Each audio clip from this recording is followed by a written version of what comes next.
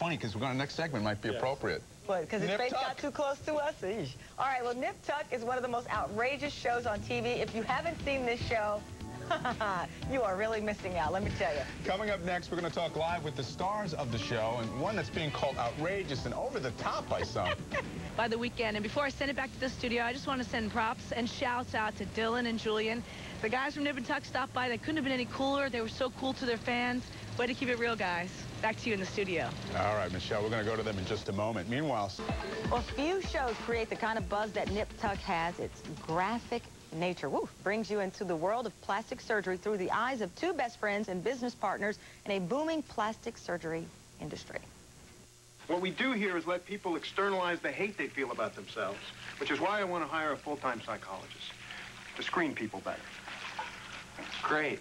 And let's do yoga in the lobby. Since Botox went wide, it's like a factory in here. There's no discernment, no caution. This is a business, Sean. A very good business that is on the verge of setting us up for life.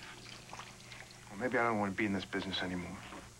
Yes, you do, or we wouldn't have a show. Well, joining us this morning are Dylan Walsh, who plays the serious Dr. Sean McNamara, and Julian McMahon, who plays the womanizing Dr. Christian Troy. Thank you both for joining us. Never womanizing. Never. No. You haven't watched your own show then. Doesn't work like that. I haven't loved to hate somebody so much since JR.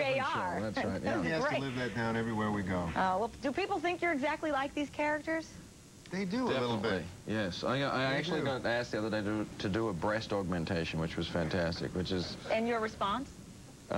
He did it, come to my house, $50,000, I'll take it. $50,000, I'll take it. You know what? This show is... We kept using the word graphic, and I don't know if a lot of people have seen the show. It's a huge hit. How do you get away with showing some of the surgery scenes and some of the language in this show? It's entertaining, but it definitely blew me away the first time I saw the show. The language isn't so bad. Yes, it's not so bad. There's some rules about the language. Well, there was a word used yesterday. There was a scene where your character... I can't say it because I want to stay employed unless you're going to put me on Nip Tuck. It was a reference to a male's genital part. Oh, well... Yeah. And I've never heard that word. We've never been there before. We're a little shy about that sort of thing. That may be okay on this news show. We could tone it down a little bit. It really would help. I'm known for my rage. That's outrageous. You guys are nutty here, too. I've never heard that word used on TV. You know, I think it's one of those things. I think that the bar was kind of raised a while ago with HBO and all of the product that they brought out, and I think that basic cable, in fact, regular TV had to raise the bar a little bit, and I think that we all had to push boundaries, and I think that's what FX has done in regards to Nip Tuck, The Shield, which have been two pretty successful and popular shows on the network, and we still have parameters. We still have parameters. But you have parameters, but here, you know, we expect certain things from HBO and Cinemax these days. If you watch it after 10, they have it all. We do have parameters? We do. We do. We're supposed to tell them we do. Do you have any? Parameters. We do. You know what? They cut it back. They cut the pilot back. The surgeries we don't have parameters. We can do anything we want. We can do a surgery right here, right now. Right. Not an augmentation, preferably on me. Yes. That's okay. Does everybody know what augmentation means? Yes. Because I have no clue. I've just said it like the last 30... Anyway. What are you doing, Tony? I'm hiding my face. Okay. Come behind the plant. It's okay.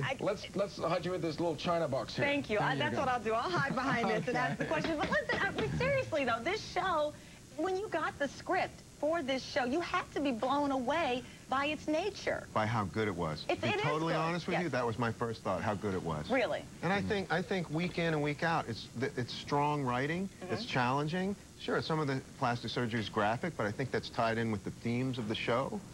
Yeah, I agree with Dylan. I don't think it's just a show. Did you hear me squeak there for a second? That was me. Was that you? Fantastic. Thanks, That's Tim. great. You take that one. Yeah. No, but I don't think it's just about the plastic surgery. I don't think it's just about the graphic nature of it or the language. It's about the relationships between all the people, particularly the two surgeons that Dylan and I play. But, you know, the relationship, absolutely, between the two of you. And in fact, we have a clip of you guys kind of at each other's throat, and it really does examine, that's such an official word for this show, but it really does take official, though, because then it takes away from the what's happening right now.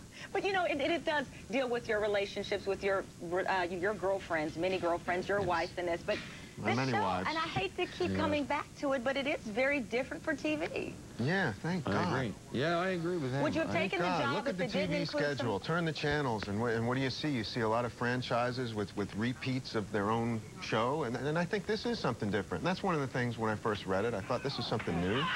Yeah, you know what, you guys, we've talked about the show so much, but I have to bring this up. You actually attended your first baseball game. He's from Australia. First baseball game really ever in your life. About, you guys losing last night, I have to be honest. Yeah, it was we'll win tonight. Quite uncomfortable. But what was your impression? It was the most fantastic... it was a lot of fun. What's the stadium called again? Wrigley Field. Wrigley Field. Yeah. It was like it made a great impression on it. It was like a landmark, right? Yeah. You guys should have a drama and a comedy. No, seriously. Like a reality show following you around. Well, actually, we do. We have Top Nick. Tough Nick, and then the serious one is Nip Tuck. Well, I'm going to nip this interview in the bud because the show airs Tuesday night at 9 o'clock. I have to because I can't control either of you. We don't like her anymore. It's over. Where is my surgical knife? Well, remember, it is rated TV MA, and that is for mature audiences. It's only suitable for people over 17. Is that what it is, over 17? Over Very 17, mature people, and you'll see why. It's a great show. I wouldn't let my children watch it unless they're over 17. I'm gone. Thank you. Bye-bye. David, you take it. Go ahead. Once again, deserted. Coming up, Michelle will update.